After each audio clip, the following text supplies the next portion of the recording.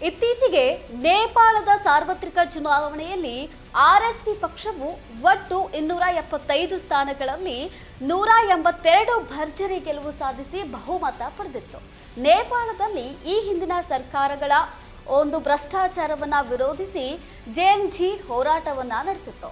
ನೇಪಾಳ ಸಾರ್ವತ್ರಿಕ ಚುನಾವಣೆಯಲ್ಲಿ ರಾಷ್ಟ್ರೀಯ ಸ್ವತಂತ್ರ ಪಕ್ಷ ಆರ್ಎಸ್ಪಿ ಭರ್ಜರಿ ಜಯಭೇರಿ ಗಳಿಸಿದ ನಂತರ ಬ್ಯಾಲೆನ್ ಎಂದು ಕರೆಯಲ್ಪಡುವ 35 ವರ್ಷ ವಯಸ್ಸಿನ ರ್ಯಾಪರ್ ಕೂಡ ಹೌದು, ಇಂಜಿನಿಯರ್ ಆಗಿರ್ತಕ್ಕಂಥ ಬಾಲೇಂದ್ರ ಶಾ ನೇಪಾಳದ ಅತ್ಯಂತ ಕಿರಿಯ ಪ್ರಧಾನಿಯಾಗಿ ಪ್ರಮಾಣ ವಚನವನ್ನು ಸ್ವೀಕರಿಸಿದ್ದಾರೆ.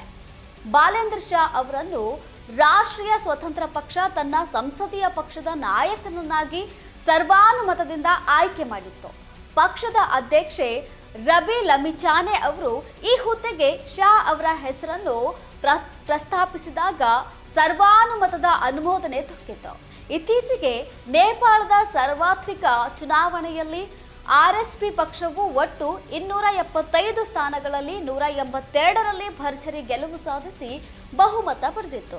ಇನ್ನೇನು ನೇಪಾಳದಲ್ಲಿ ಈ ಹಿಂದಿನ ಸರ್ಕಾರಗಳ ಭ್ರಷ್ಟಾಚಾರವನ್ನ ವಿರೋಧಿಸಿ ಜೆಎನ್ಜಿ ಹೋರಾಟ ನಡೆಸಿತ್ತು. ಚುನಾವಣೆಯಲ್ಲಿ ಶಾ ಅಲಿಯಾಸ್ ಬ್ಯಾಲೆನ್ 4 ಬಾರಿ ಪ್ರಧಾನಿಯಾಗಿದ್ದ ಕೆಪಿ ಶರ್ಮಾ ಒಲಿ ಅವರನ್ನು ಹಿಂದಿಕ್ಕಿ ಗೆಲುವು ಸಾಧಿಸಿದ್ದಾರೆ.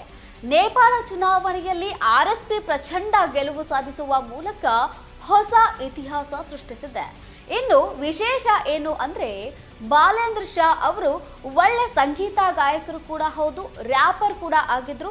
ಹಾಗೂ ಬಾಲೇಂದ್ರ ಶಾ ಅವರು ಬೆಂಗಳೂರಿನಲ್ಲಿ ತಮ್ಮ ಎಂಜಿನಿಯರಿಂಗ್ ವ್ಯಾಸಂಗವನ್ನ ಮುಗಿಸಿದ್ರು. ಈಗ 35ನೇ ವರ್ಷ ವಯಸ್ಸಿಗೆ ಪ್ರಧಾನಿ ಆಗಿರುವುದು ಇನ್ನೂ ವಿಶೇಷನೇ.